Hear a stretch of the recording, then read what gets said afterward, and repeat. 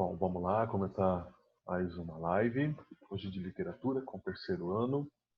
Vou enviar convite para ver se os alunos entram. Nossa primeira aula hoje nós temos.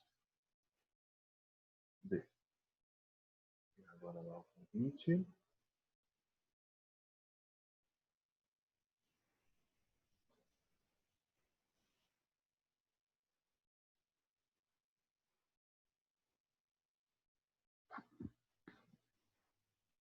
Vai dar 5 minutos.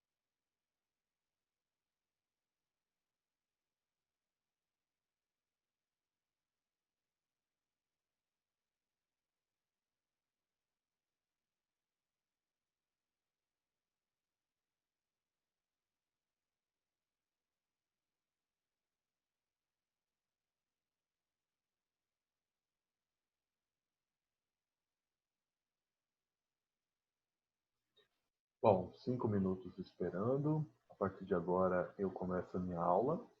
E hoje, na aula de literatura, nós iremos entrar, aliás, começar a estudar o caderno de revisão em 22 volumes de literatura, assim como vai ter também nas aulas de produção e também de gramática. Tá bom? Então, costumamos falar que há duas concepções aí comuns quando se trata de revisão, né, para as provas de seleção dos concursos vestibulares nacionais. Uma, primeira, que é possível, né, um conjunto de aulas, sim, né, dá conta de revisar todos os conteúdos que já foram e compõem aí a grade curricular do ensino médio, né, que já foram estudados pelo terceiro ano até o exato momento, atribuindo aí a eles o mesmo, né, peso e a mesma importância, né, e a outra compartilhada pelos alunos também, né, essa experiência que eles já tiveram e também pelos autores do material que a gente vai começar a estudar, né, que defende aí que uma revisão para vestibular, ela deve priorizar aí objetivamente os conteúdos mais solicitados nesses exames nos últimos anos, né?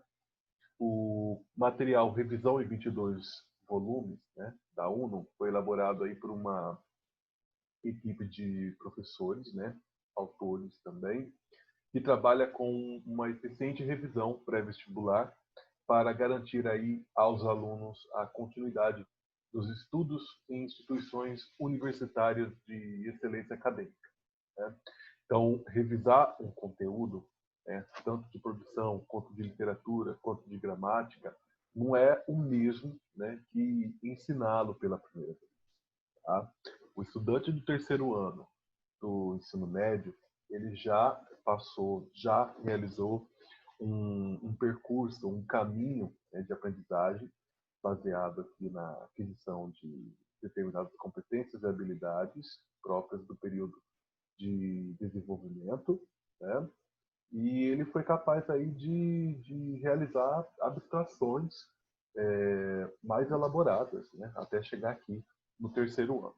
Então, vendo todo esse contexto, ele já participou de aulas, né, em que coletou, analisou, né, dados de experimentos em diversas disciplinas, né? Já passou aí por física, química, biologia, estudou mapas, né, documentos em história e geografia, estudou documentos de textos literários. Acabamos agora de finalizar em literatura para investigação aí de um estilo de determinados autores e mergulhou também nas diferentes estruturas linguísticas, né, que caracterizam aí os estudos de gramática. Então, dessa forma, já desenvolveu habilidades como comparar, relacionar, inferir, justificar, selecionar também, associar e entre outras, né, experiências que ele já fez ao longo desse trajeto. No Revisão em 22 volumes, que nós iremos começar agora, contempla as disciplinas de biologia, física, geografia e gramática, né, história, literatura, matemática e química, e revisar para o vestibular significa selecionar os principais conteúdos que servem aí de base para as provas elaboradas pelas principais bancas do país e propor uma série de questões que trabalhem aí esses mesmos conteúdos, oferecendo aí um panorama amplo do que o aluno irá encontrar nos exames.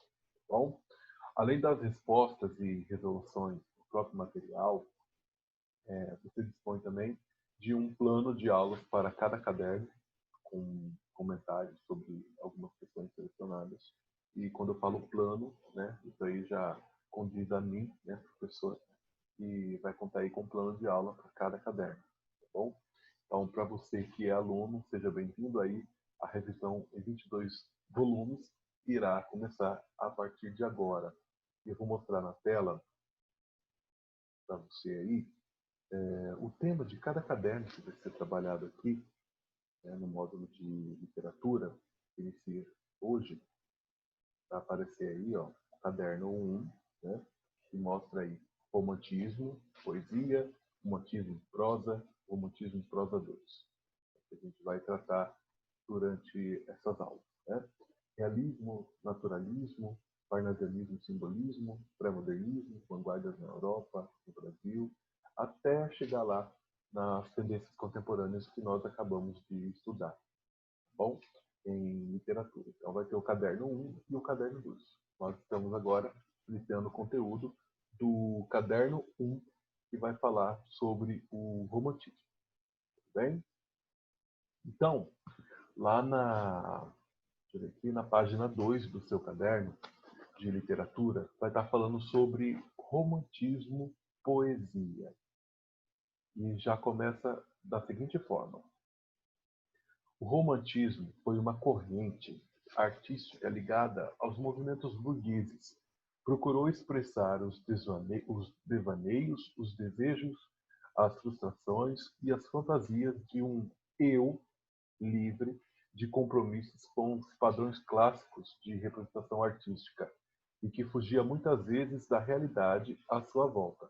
O romantismo que você pôde analisar aí, pôde estudar no segundo ano, né, do ensino médio, ano passado, você estudou aí o romantismo, né, e agora, nesse primeiro módulo, né, nós iremos focar na poesia romântica brasileira, né, que é aquela que foi produzida durante o período do romantismo no Brasil.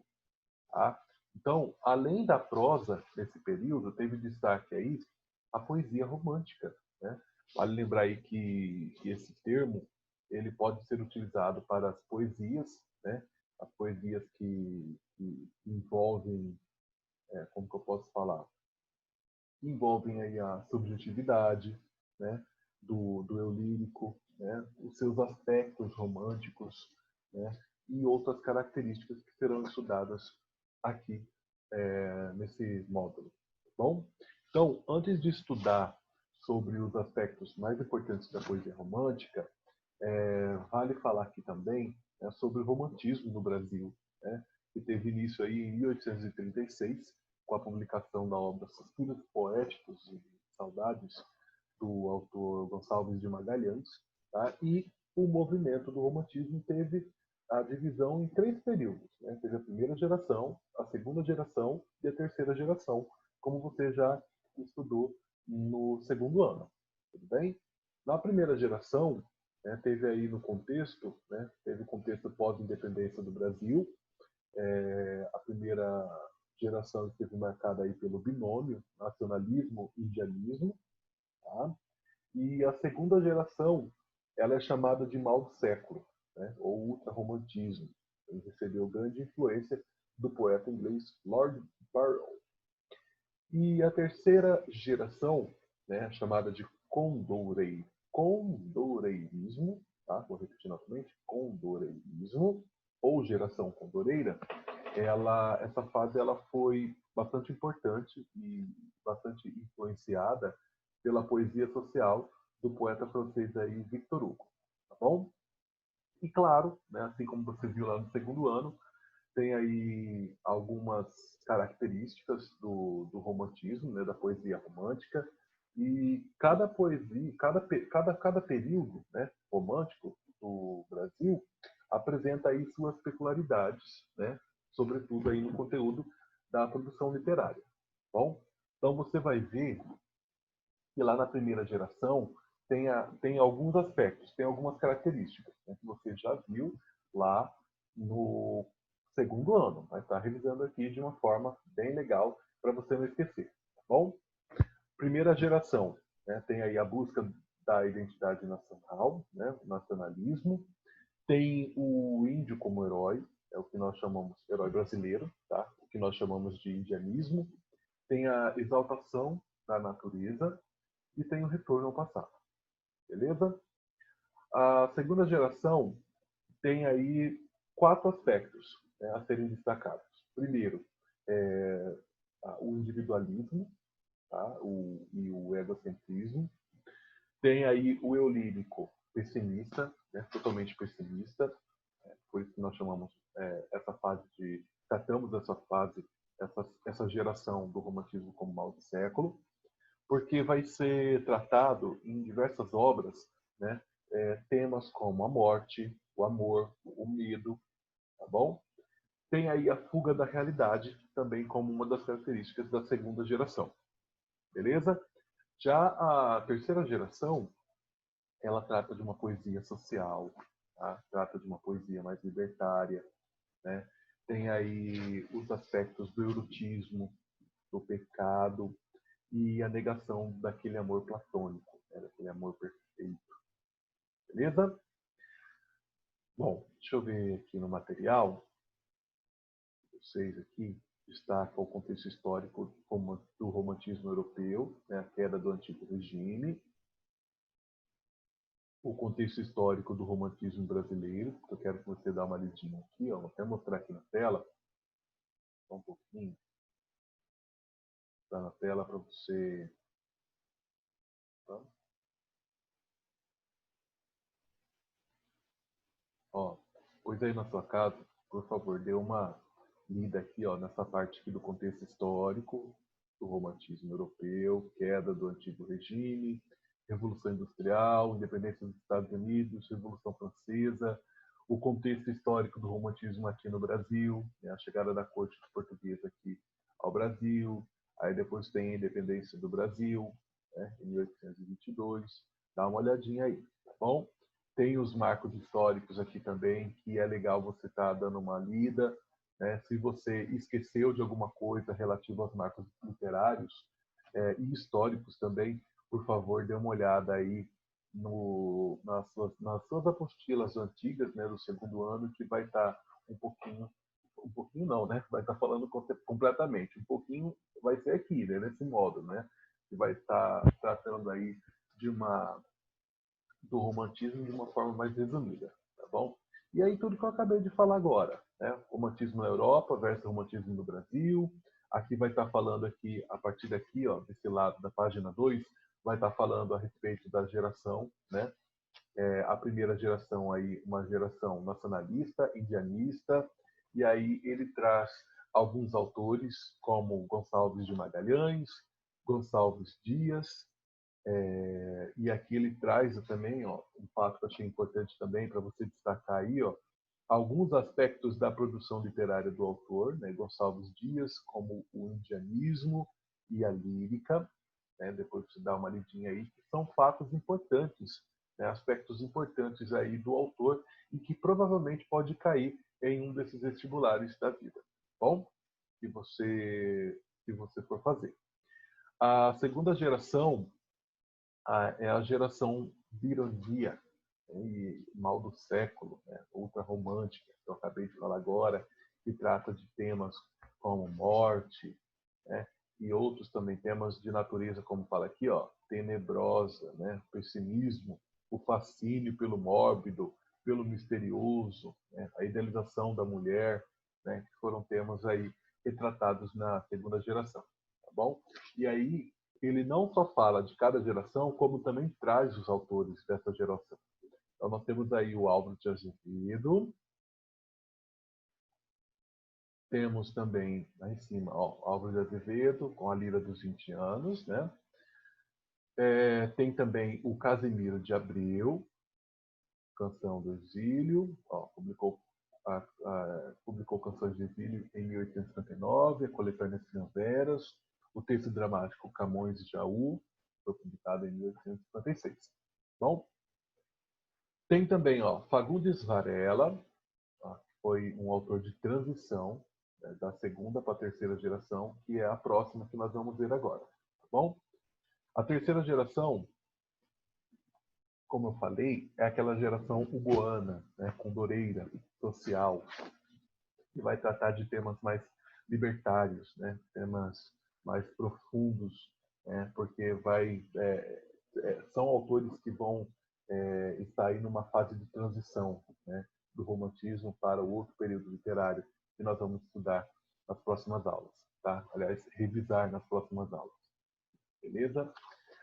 A terceira geração, né, temos aí Castro Alves, né, o poeta dos escravos. Então, sempre quando você lê Poeta dos Escravos, lembre sempre de Castro Alves. Por quê? Porque ele deu voz em seus versos à causa abolicionista, né, como está descrito aqui. E aí tem aí Vozes da África, O Navio Negreiro, em que ele descreve com muita musicalidade o sofrimento, né, dos negros e africanos que foram, né, aliás, trazidos aqui para o Brasil. Tá bom? Tem também Souza Andrade, tá? Isso mesmo, tudo junto. Souza Andrade, né, que teve aí vários poemas, né, falando a respeito do assunto também de liberdade, mas aí abordando aqui, como o próprio trecho destaca, né, abordando a lenda indígena, né, dos quichuas, habitantes do Peru e também da Bolívia. Tudo bem? E aí depois ele traz para você fazer uma leitura, e eu quero que você faça uma leitura dos textos significativos do romantismo no Brasil. Então temos aí textos da primeira geração, né, com Canção do Exílio. Temos também aqui Se Morre de Amor. Tem aí a ilustração, né, a imagem dos autores, Gonçalves Dias e Álvares de Azevedo, que são autores da primeira geração, como eu acabei de falar. Da segunda geração tem aí Soneto, né, de Álvares de Azevedo, e a terceira geração, um clássico, Navio Negreiro, O Navio Negreiro, de Castro Alves. Né, e aí tem a ilustração do Navio Negreiro, de Johann Moritz Rogendas. Por favor, faça a leitura na sua casa desses textos que o livro R22 traz para você, que são muito importantes para as nossas aulas de literatura e para você dar uma revisadinha aí do que foi estudado para o ensino médio, né? No caso aí no segundo ano do ensino médio. Tudo bem? Então, sobre poesia, é isso. Né? De uma forma bem resumida, os autores trabalham, né, essa temática. E agora eu vou estar deixando algumas questões para vocês fazerem, tá? Da página 6. Deixa eu ver aqui até onde vai. Aí vai ter algumas também de marca X. Só um pouquinho aí, tá? Tá bom.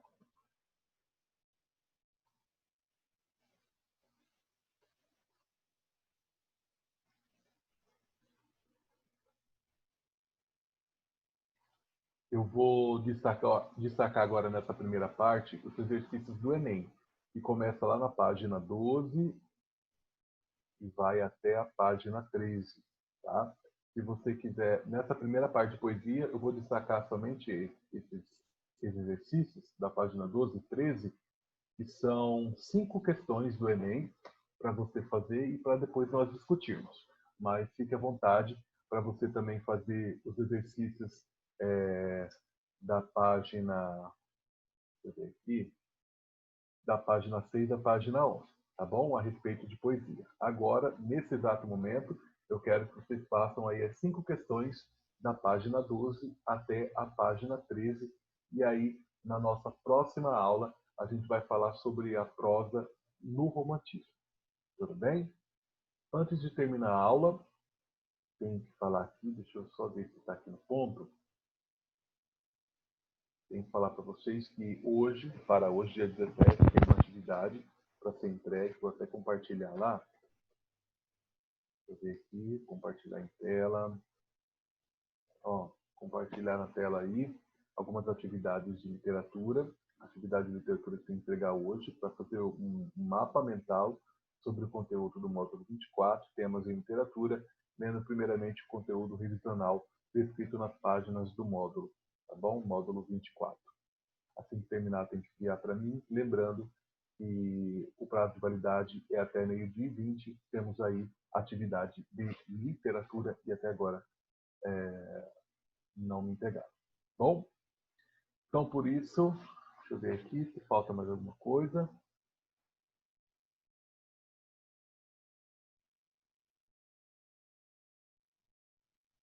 Por hoje é só isso mesmo. Espero que vocês vejam aí essa videoaula, tá, a respeito da poesia e façam aí a atividade que eu passei no R22. Tudo bem? Tenham todos uma excelente semana, boa quarta-feira. Tchau, tchau.